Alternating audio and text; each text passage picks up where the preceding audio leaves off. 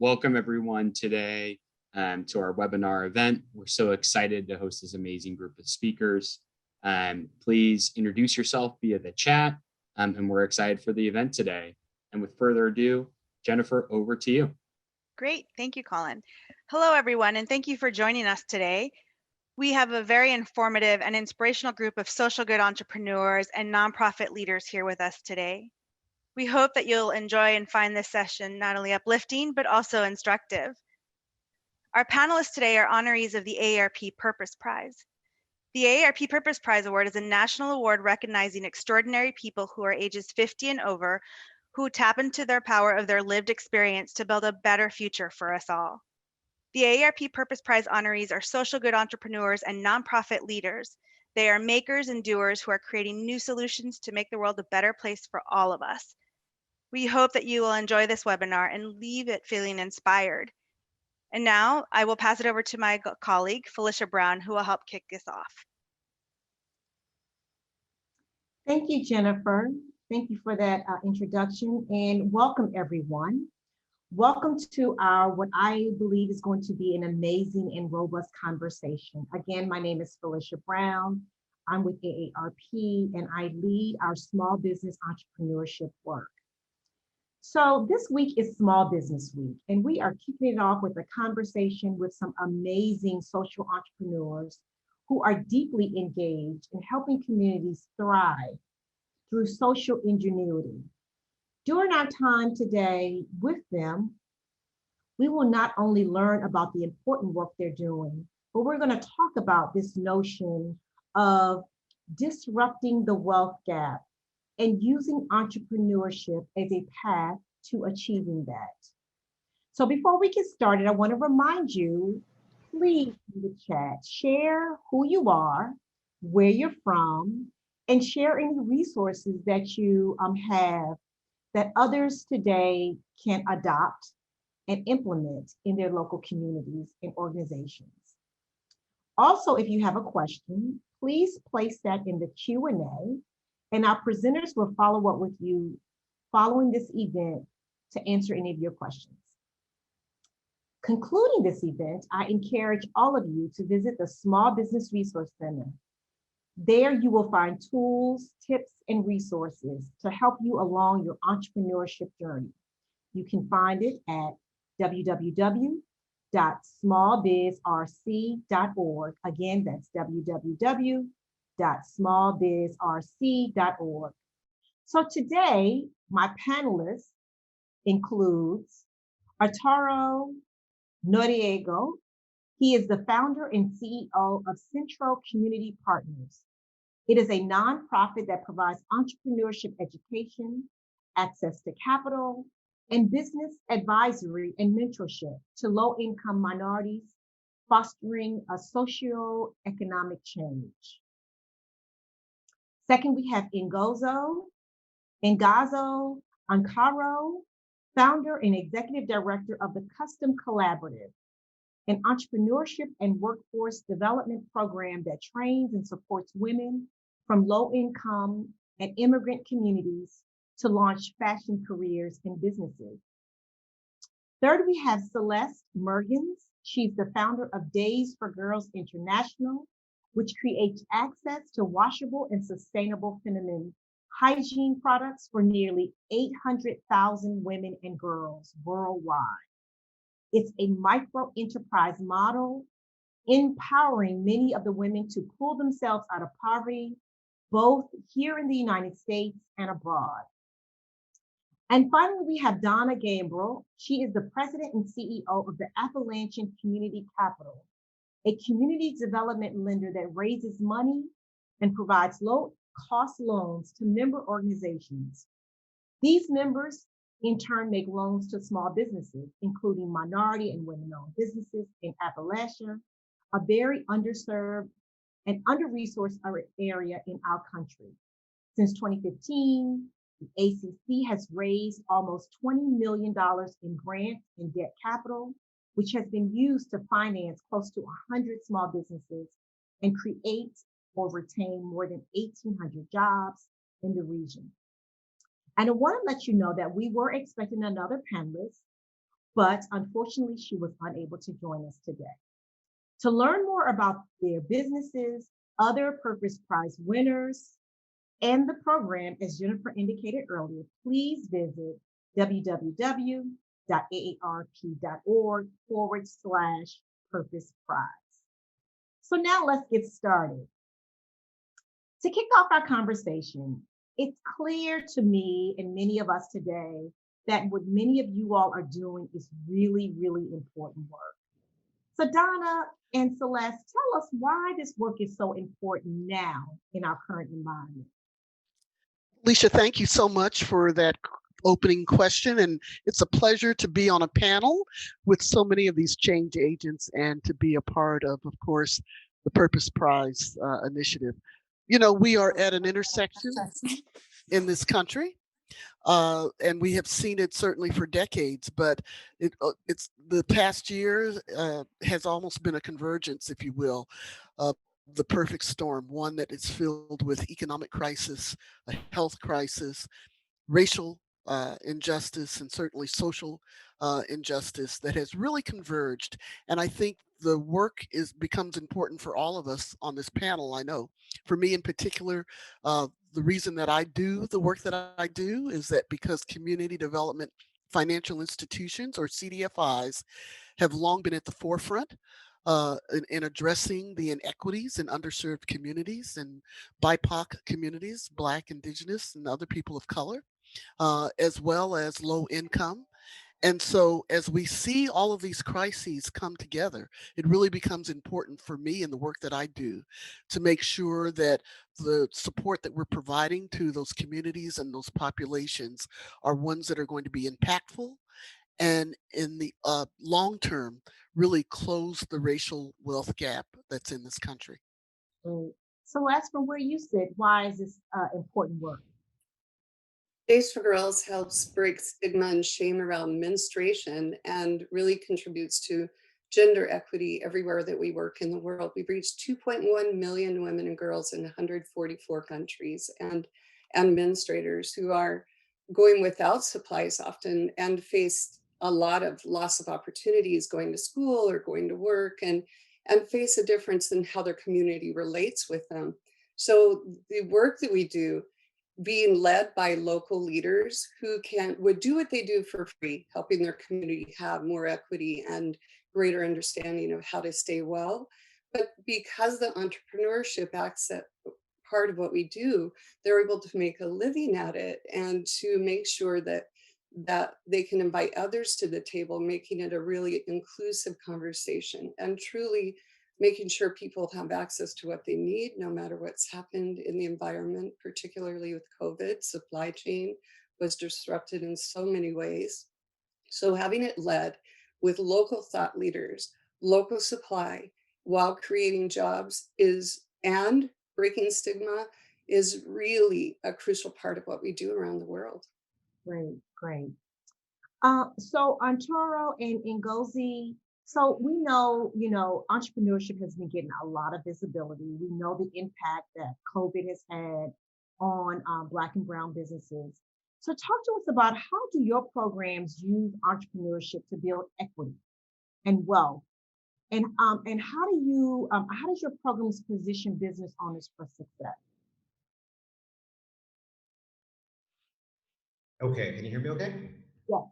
Fantastic. Thank you so much. It's an honor to be here with everybody. Thank you for the opportunity to come and talk about our work and contribute today. The changes, what we're seeing in our programs and how we are helping people build equity is all about being able to build some critical skills that people need in order to start a business. And those first steps that people come in with a concept are really important to really have a plan in place to help you structure what you might need and what you don't know. And that's really important. People sometimes feel, oh, they get very excited about how and what they need to do, but sometimes they kind of miss all the gaps. And so we help fill in those gaps through our basic and advanced programs that we serve in the communities that we provide online. And then we also have a really cool app called Central Business Planning tool, and it allows people to write a business plan right on their smartphone for free in multiple languages. We have it in 6 languages, and so that's really a great opportunity. Once they start building a plan, they can now really understand what the future may look like. And so we help people understand the process of building equity or building wealth. We focus on really equal access to that education, equal access to the capital, regardless of race, gender, and some of the systems that we have built over the years, these traditional systems, have not been able to serve our people, Black and Brown, BIPOC. And what we're really trying to do is build new systems that can augment and help build that type of access. And once we have the access built and we flow more capital, then people could start realizing, wow, I need to save money, or I need to save money for my business. I need to reduce my debt.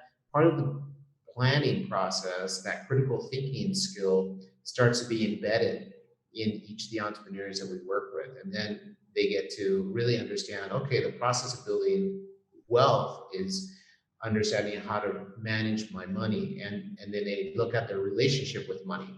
And then we start looking a lot deeper in how we as a community have really looked at how we save or look at our relationship with money. And that's really important. So we start talking about some of those issues, as well as building up these businesses, which in the end, entrepreneurship will help you realize financial stability.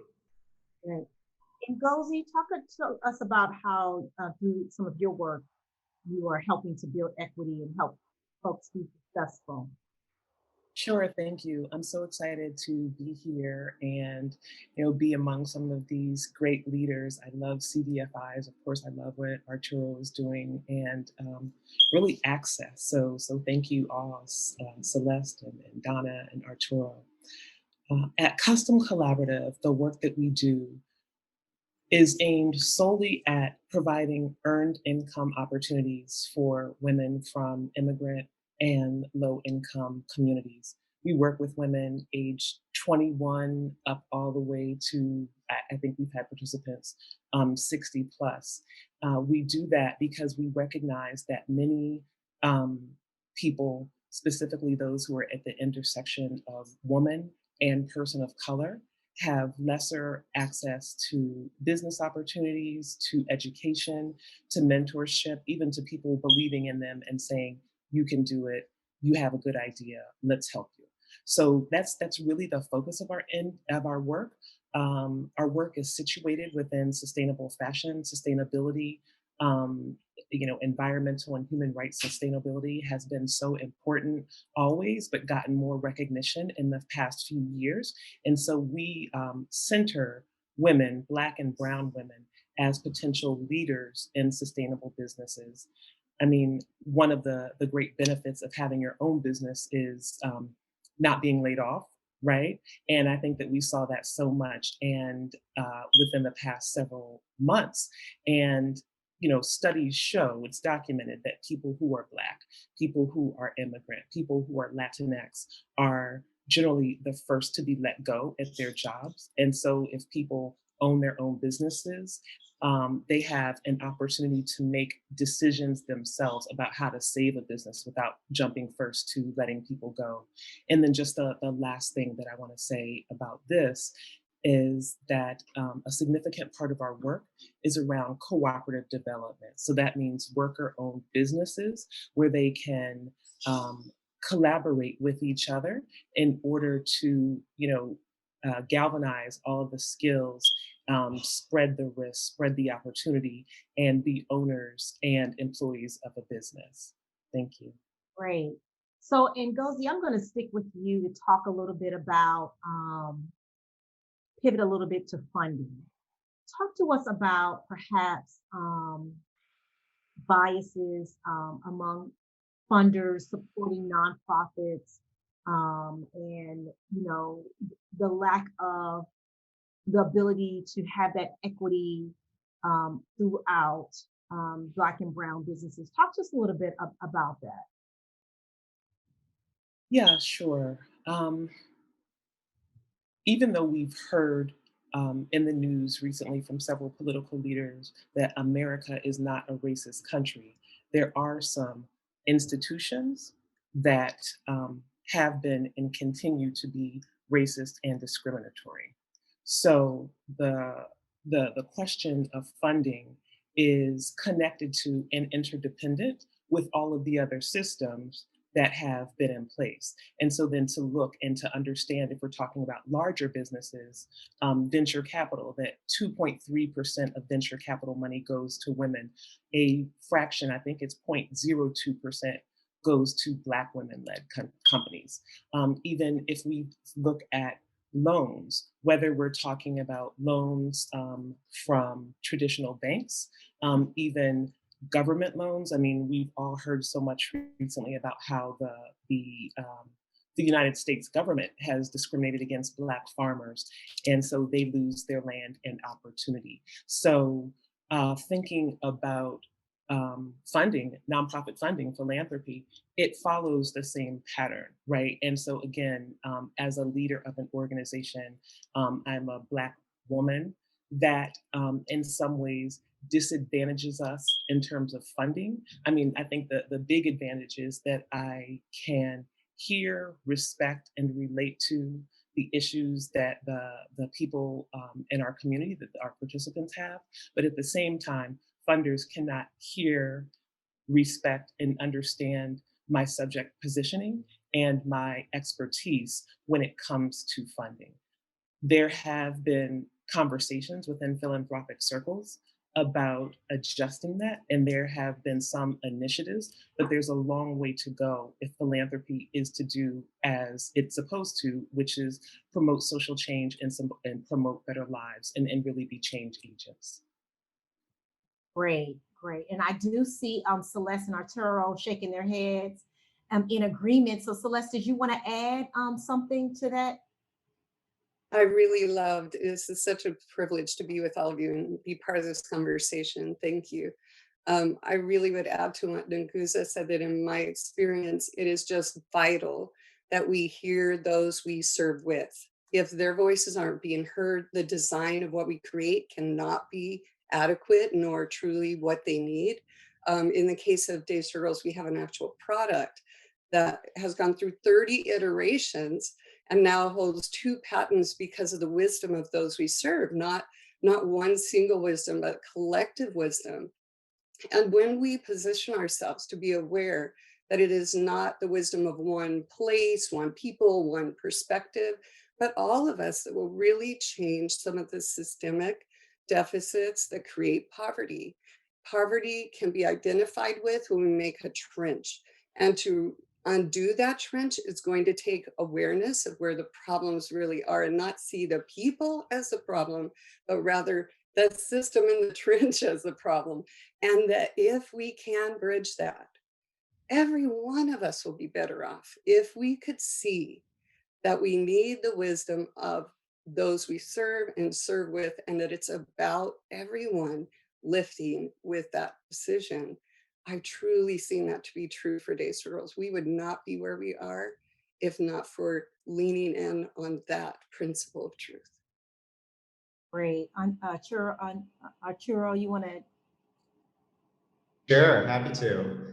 So, Ngozi, you're absolutely right. We have to work a lot harder to raise a lot more money than our counterparts. About 20% to be exact. Between 20 and 25% is what the research shows. So, what's interesting about that is most of my funders are non-white. And so, because that's true, people that take time to trust that I can manage the money and actually spread it back to the community through our programs, that's really where it comes down to. What level of trust can we have with our counterparts? And as we're there to try to do the work, I've lived and breathed the work because my parents were also in a situation where they were being discriminated and didn't get what they needed. So that stayed with me forever. And so I had to build a whole new system, and now we could try to do the change, sure, in the old systems, but old systems are hard to change. It's just better to just build new ones. And I think we do it with a lot more love, a lot more equity, a lot more inclusion, because we are the people that have lived it, and that's what we're bringing to the table now as the next generation of people that really want to see equity and wealth building in these underserved communities is super critical. Great. I concur totally. And so we're going to bring Donna in. Donna, now you talked a little bit about, I know I shared some about what you all are doing, some amazing work, and clearly you're transforming lives. So you're lending, increasing access to capital for many of your organizations that you serve. Tell us a little bit about how you're doing that, more about that, but also talk to us about the challenges you see for lenders to make a greater impact. Right. And Cozy and Arturo and Celeste have talked so eloquently about this need for an inclusive economy, for inclusiveness in terms of how we treat people. And I think for CDFIs, that is in part of our DNA. We came out of that civil rights movement. We came out of an environment where there were discriminatory policies, practices, and procedures that were significant barriers to people getting access to affordable credit, affordable capital, to home ownership, to the creation of small businesses. And so what CDFIs do is really quite simple. The business model is quite simple, and that is to look outside of the traditional ways in which lending has been, excuse me, has been done, and really identify ways in which you look at the customer and say, how can I make the underwriting more flexible? How can I not be so restrictive in looking at a person's credit score? And does the credit score really make a difference if the person is paying their bills, if they or may not have collateral, but they are still good residents, they're still upstanding citizens, they have tremendous character. So I think the CDFIs really are the people responsible for stepping into the breach and quote unquote uh, supporting those at-risk customers that really frankly aren't that risky to begin with. I mean, when you look at the record of CDFIs and look at their delinquency rates and their charge-off rates, the communities that they serve, folks are paying their bill. They pay their bills on time. They pay their loans on time. Those numbers are very small when you compare it to traditional financial institutions. The other thing that CDFIs do, and not only looking at really flexible lending and credit policies, is that they are required by virtue of the fact that they are certified CDFIs, certified by the US Treasury Department. They say, they have to demonstrate that 60% of their lending is being done in low income communities, low income populations. But as part of that, they also are required to provide technical assistance and training to the customers that they serve. And that technical assistance can be in the form of business advisory services, credit counseling, home ownership counseling.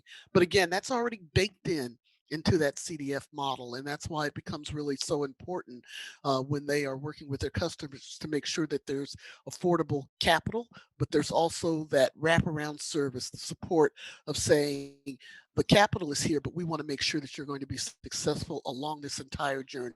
So let us give you the type of training and technical support that you may need as well to be successful.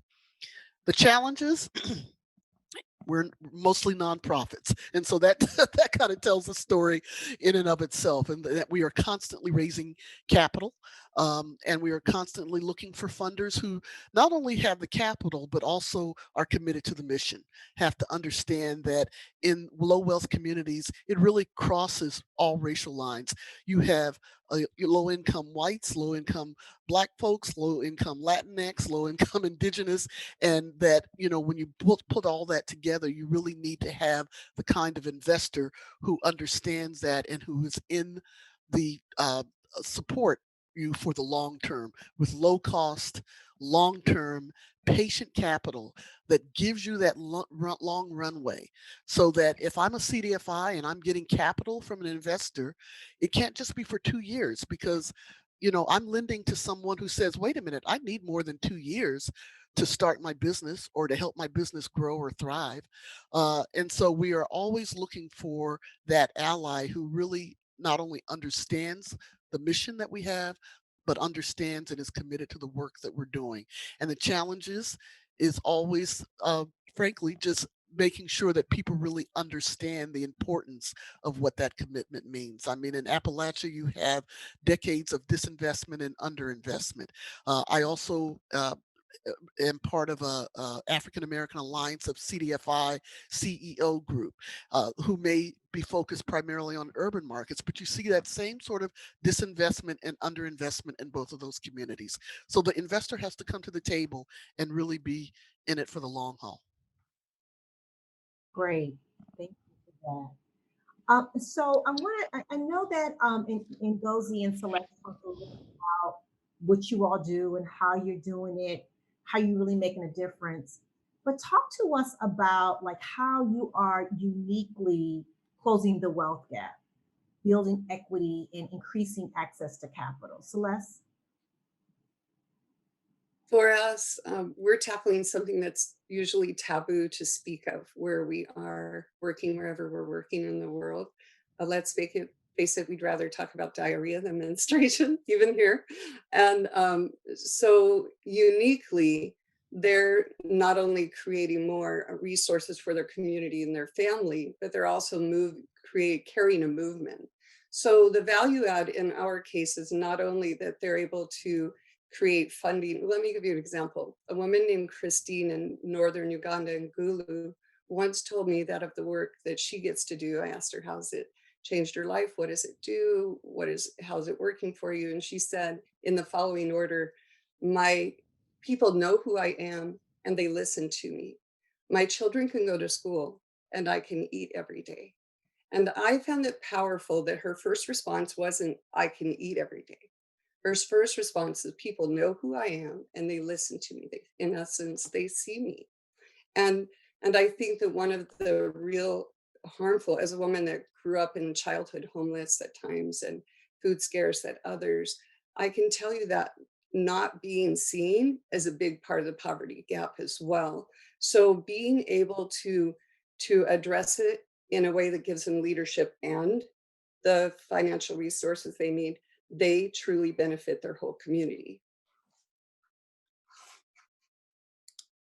Gozi? Yeah, thank you so much for asking. One of the things that I saw, before I go into that, one of the things that I saw in the question and answer was about civic education. And so that, as well as everything else, is really important for Custom Collaborative.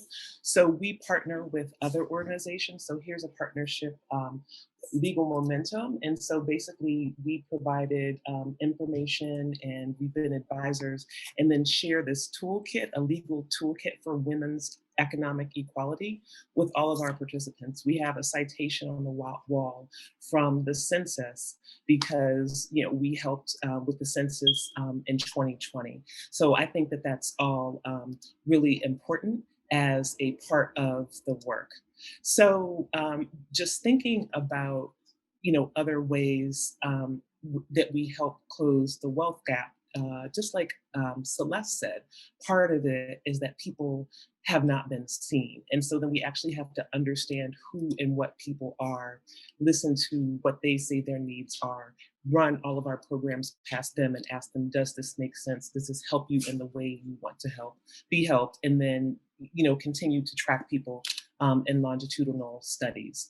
So in addition to the teaching that we do, the instruction that we give in entrepreneurship, we also provide people education in personal finance. I was so excited to hear Donna talk about CDFIs. In fact, Custom Collaborative banks with the CDFI Spring Bank, and we were able to receive 2 PPP loans and then a separate award. And we're able then to know our bankers. They reflect us and we reflect them, and that helps build a relationship of trust. So in addition to the entrepreneurship training, we do personal finance training with our participants. They get that through a CDFI, and then we also do internal seminars. And we also help people with life skills as needed. But for us, it's very important that our work centers around training people for entrepreneurship, which will make them better employees if they go and work for other people, and providing a supportive network, which I think really is part of the core of the work, is providing a group of women who have been through the same issues, whether it's being a single mother or having housing insecurity, food insecurity, having English not as your first language. It's so important to help people create a community so then they can then help say, this is the path to my future. And besides everything else, all of the women in our programs, 100% of them are ambitious. And so it's just being able to help people tap into their ambition, find a way to channel it, mentor them as necessary, help create business plans. And I just believe that if we invested in the women who come through our doors, the same way that I see investment in more privileged people, then so many problems in this country would be solved, not the least of which is environmental degradation and climate change. Felicia, if I could just piggyback on something that Ngozi touched on, and it's that point about collaboration. So when I talked about CDFIs actually providing the technical assistance and training, it's 99% of the time done in collaboration with organizations like Ngozi, because those are trusted partners, but they're also trusted partners in the community. The community knows them. They've worked with them. They understand the market opportunities as well as the challenges. And so that collaboration, which is a continuum between CDFIs, their community partners, and the community themselves, is just really critical. That's great. Thank you, Donna, for that. And so clearly from what Ngozi has outlined is that not only are your organizations, helping people to become entrepreneurs and create opportunities for themselves, but they are also gaining new skills as they're going through your programs. So Arturo, talk to us about how you are uniquely addressing this, what we're calling closing the skills gap. I know that we are using your work to close the wealth gap, but you are increasing their skills and their ability to actually do that. So talk to us more about how your program is closing the skills gap to build more wealth, and then address some of these inequities in our communities. Yeah, I'd love to. It is very hard to become an entrepreneur. It's hard because it requires discipline, vision, tenacity, and creativity. One of those skills are not necessarily always inherent in someone. They have drive, they have talent, they have passion. However, some of these skills have to be taught.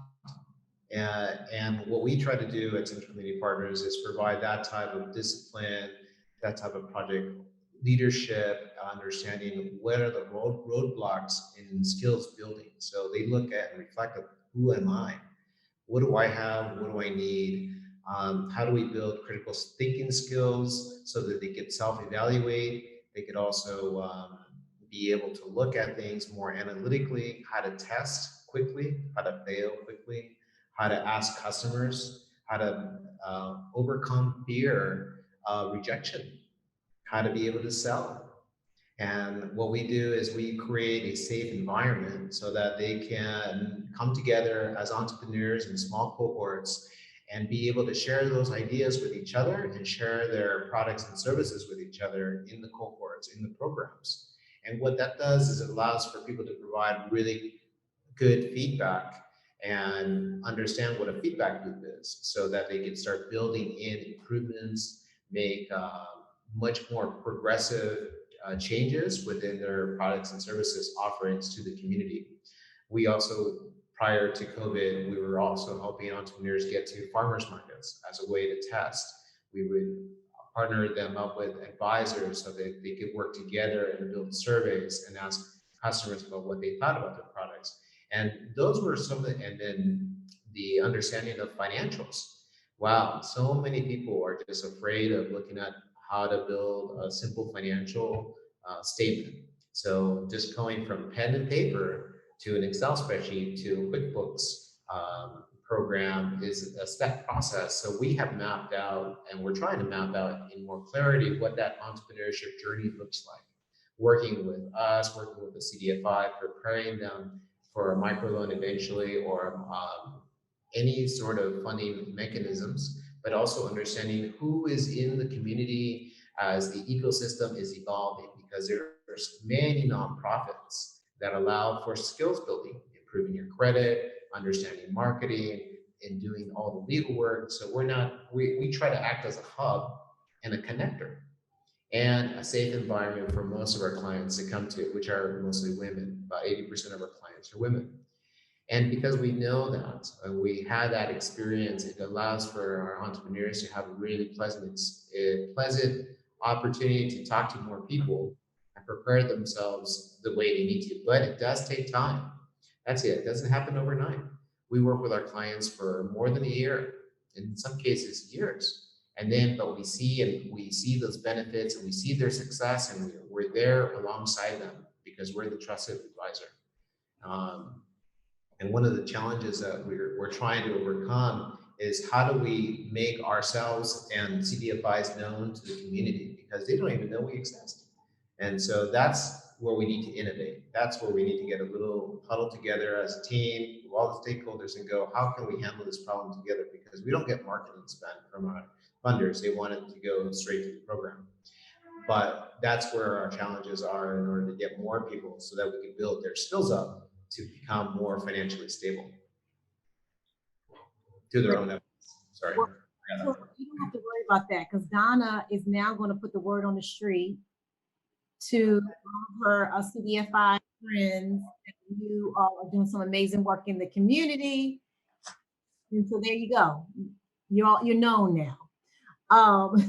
So Donna, and I'm going to invite our business owners into this question around, what can donors and funders do more and better to support programs such as those with us today, to create more inclusivity, so that, you know, lenders understand the value that these organizations are having, and what they're doing in the community. So Donna, talk to us about, from where you sit on the lender side, because you're kind of our outlier today, around what else needs to be done to elevate this.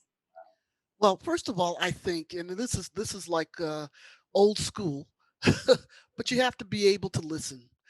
You have to be willing to come to the table as a lender or as a donor, without this attitude that you certainly must know everything that needs to be known about this organization, or about the needs of the organization itself.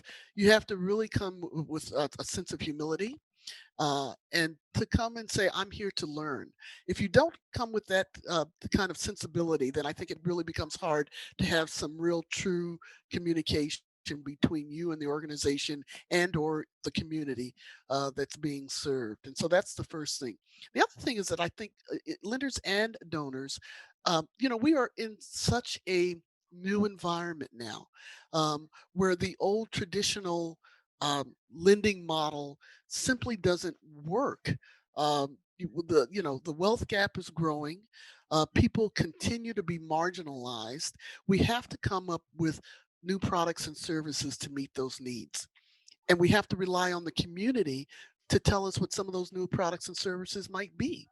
And it's not always going to be your traditional, 5-year loan with collateral, with a specific term, maturity date, et cetera, et cetera. It might be something that's really spread out for a long time. We were just talking earlier today about this idea of 10-year loans. It might be at 1% or 2%, instead of a 5-year loan at 5 or 7%. You've got to be able to say, I've got to be flexible enough to understand that community economic development doesn't happen overnight, and therefore be willing to actually work with the organization and the sponsors to do that. I also think it's just really important to I always say, come and walk in my shoes. If you don't, and I realize this, we're in a virtual, semi-virtual environment still, but that donor or that lender has to go into the community. They have to see, I think, and feel the spirit of that community. They have to understand what the challenges are. And if you don't see it, if you don't touch it, if you don't talk to the people, it's really hard to have any, I think, have any sort of connection with that community. And the third thing is something that someone told me, and they worked at a foundation. And she said, Donna, I had a revelation. And the revelation was this: we were working with actually some farmers of color. And it dawned on me that all of this time we had spent and saying, oh, well, we'd like to see 15% of the funding going here, 20% of the funding going here. We'd like it to be restricted in this way. She said, we just gave them the money and said, you all know best what to do. You know what the priorities are. Just go and do it, and we'll hear from you in a year. We're not going to ask you to report quarterly. We're not going to have all these covenants that have to be in place for it. Just go and identify what that need is, fill the need, and let us know what happened at the end of the year. And I think, frankly, that is the best way, that is really to trust the organization, and make sure that they have the power to make the decisions. That as a lender, you shouldn't be the one being so focused on the minutia and how that funding is deployed. That's great, Donna. Um, uh, from the three of you, what do you say? What needs to happen? What message do you want to send to the lender, the donors, about making this more inclusive, leveling the playing field? Arturo, you want to go first?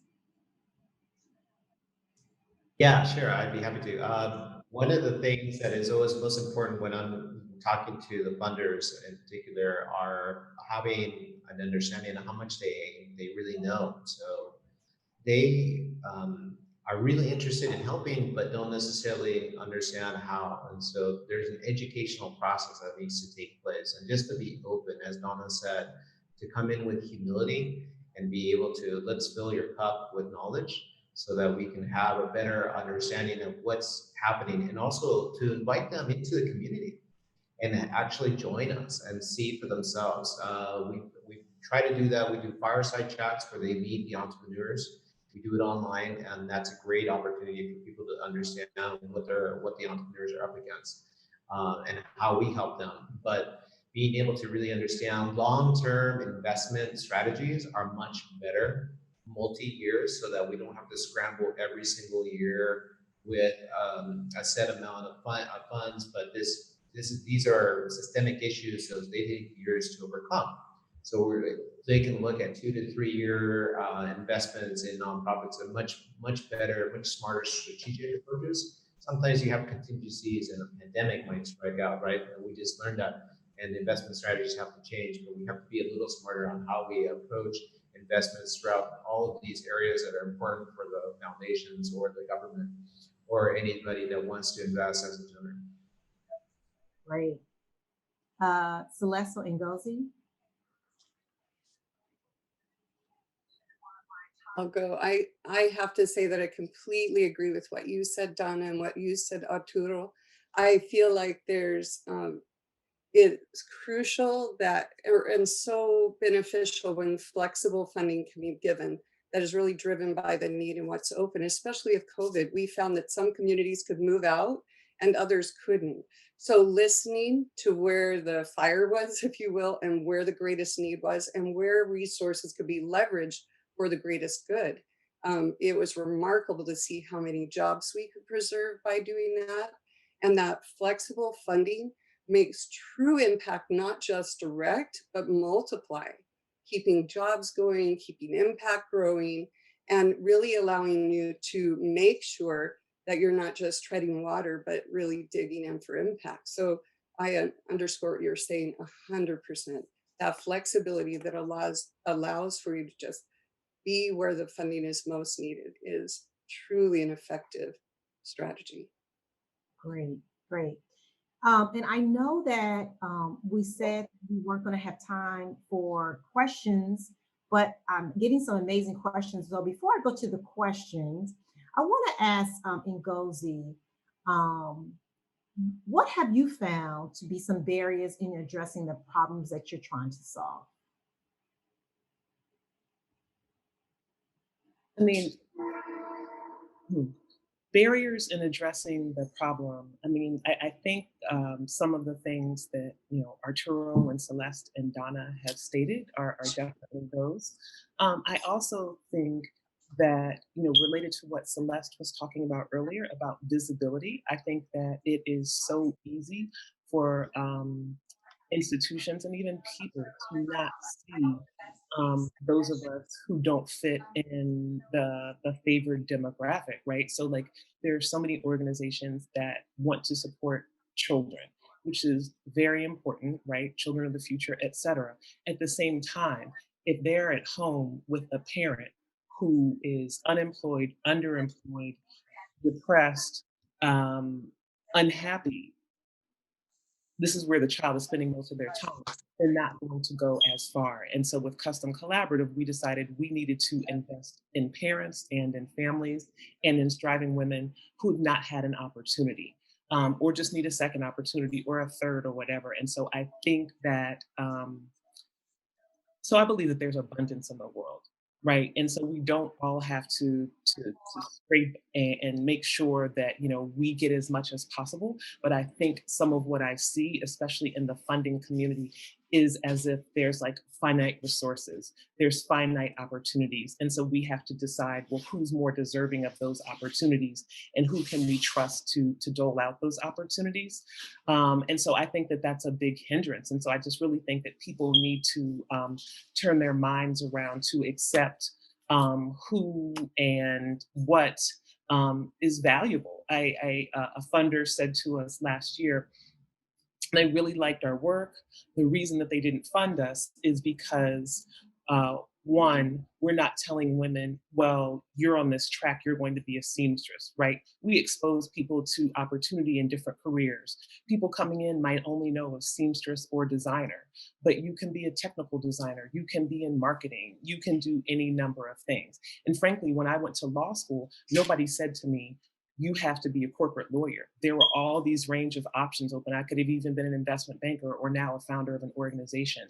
So I think it's really important to respect that just because people don't have money and haven't had opportunity doesn't mean that they can't make decisions and they shouldn't have the ability to decide for themselves what they want. And I had another point, which I've forgotten, but that's okay because I think that there are some good questions.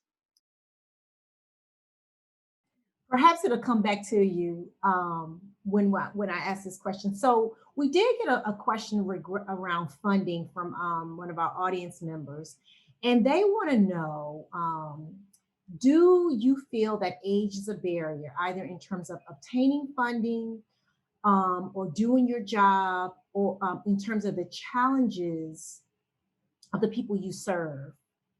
Do you find this as kind of a blessing or non-factor? And the way Ngozi is shaking her head. Thank you so much. That was the other part. That's the other thing the funder told me. They didn't like that we didn't have a cutoff of like 50 and under for who can be in our programs, because they said, when people are 55, their retirement age.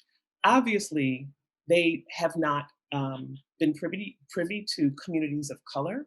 They haven't been privy to what women experience as, being earning less than men across lifetimes, and are not in tune with the community, right? So there are people who are making decisions and it's their decision to make, but they're not informed. And so then I feel like that does a disservice to all of us.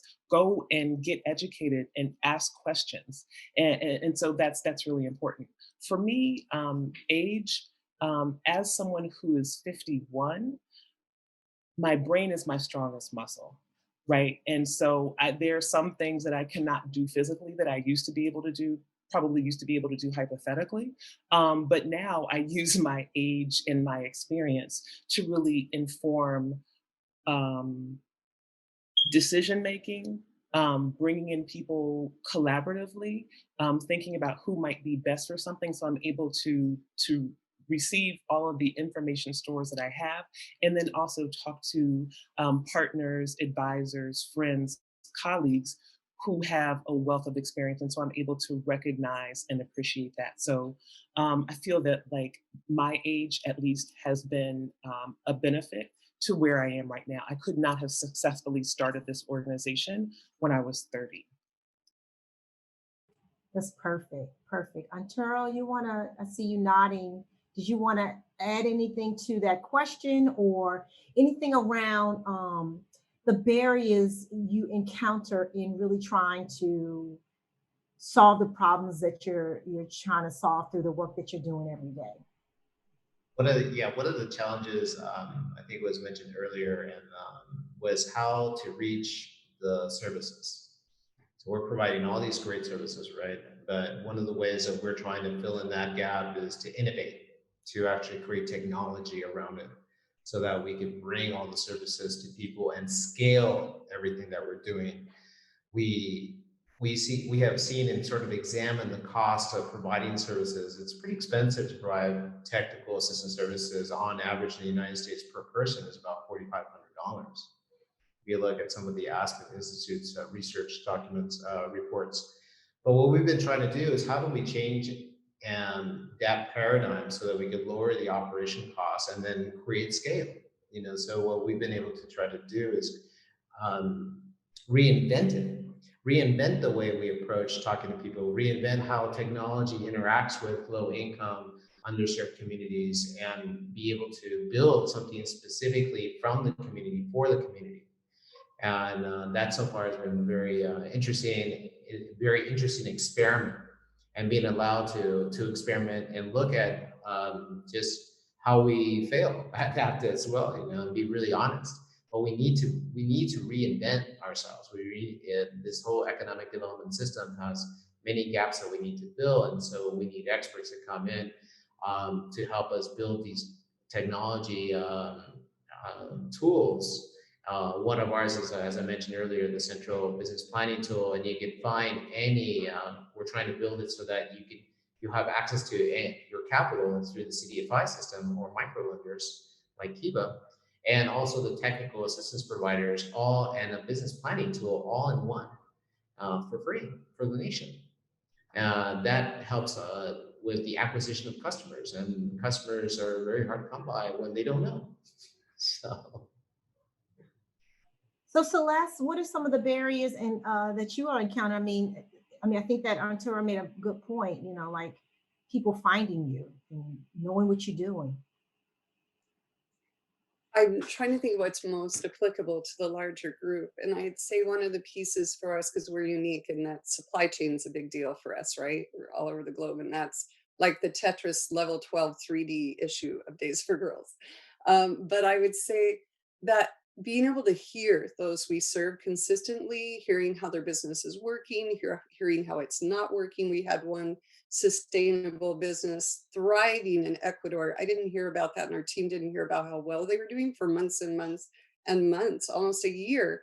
And the knowledge of what they had built could have benefited all the global enterprises, right? So that hearing, by that feedback loop that was referred to earlier, thank you, Arturo, that is vital. And the other obstacle I'd say we have is being able to get money to them.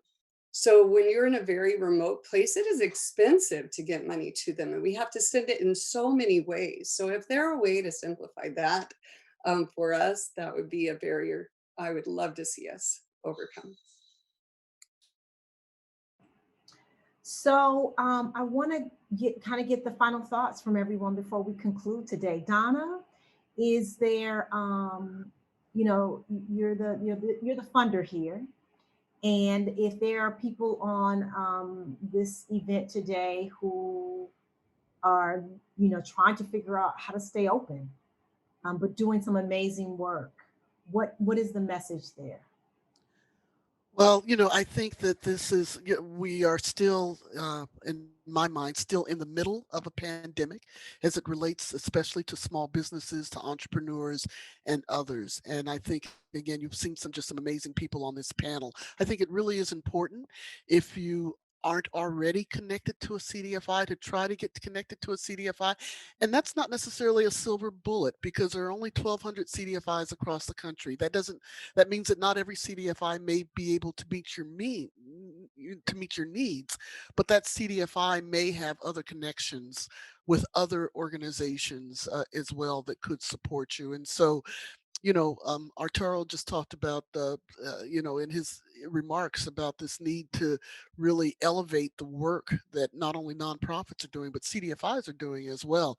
That typically falls to the bottom of the pile for CDFIs, because they're spending, like a nonprofit, they're spending most of their money on the programs. They're on the programs themselves. And so for a lot of CDFIs, you're certainly not going to see paid media or anything like that.